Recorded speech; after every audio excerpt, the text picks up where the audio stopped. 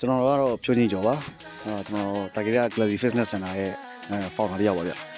Body Combat Certificate ရဖို့အတွက်ဆရာတပ်ပိုင်ကိုကျွန်တော်mentor အနေနဲ့ထားရခြင်းက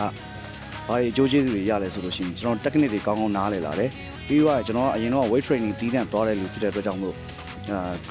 group fitness တွေနဲ့ပတ်သက်လို့ရှိရင်ကျွန်တော်မှအများကြီးအားနေတာရှိတယ်အဲ့အတွက်ဒီ group fitness group member တွေနဲ့အတူတူဘယ်လိုတွေ connection မိသွားရမယ်ပြီးတော့ music တွေကို on the beat ဖြစ်အောင်ဘယ်လိုတွေ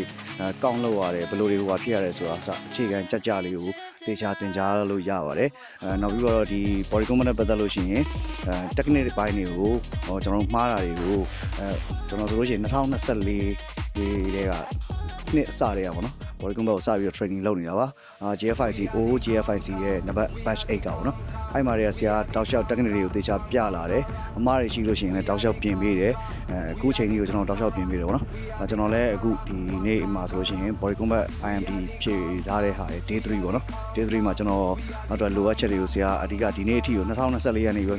2025အခုဒီနေ့ချိန်ကိုတေချာပြင်ဆင်ပြီးတော့တေချာလေးကိုနောက်ကနေပြီးတော့ support ပေးပါတယ်ဗောနော်အဲ့ဒါကြောင့်ကျွန်တော်လက်ရှိချိန်မှာဆိုလို့ရှိရင်လည်းဒီ class တွေ group class တွေကိုကျွန်တော်ကောင်းကောင်းလေးဥဆောင်နိုင်တဲ့လူတယောက်ပေါ့နော်ဖြစ်ဖို့အတွက်အလုံးစုံမပြည့်စုံစေရင်တော့မှကျွန်တော်အကောင်းဆုံးတော့ဥဆောင်နိုင်နေဘူးလို့တော့ပြောပြရစီဗျဆရာသက်ပိုင်းရဲ့နောက်ကနေ support ပေးမှုတွေပေါ့ဟုတ်ကျေးဇူးပါ